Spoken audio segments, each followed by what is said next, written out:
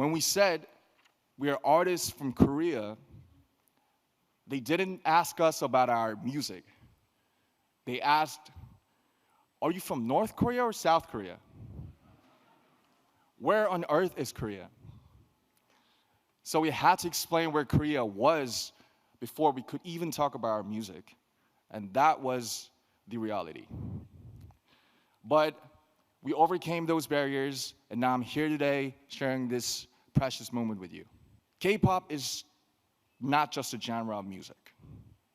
It is a 360-degree total package of music, dance, performance, visual style, storytelling, music video, and even social media.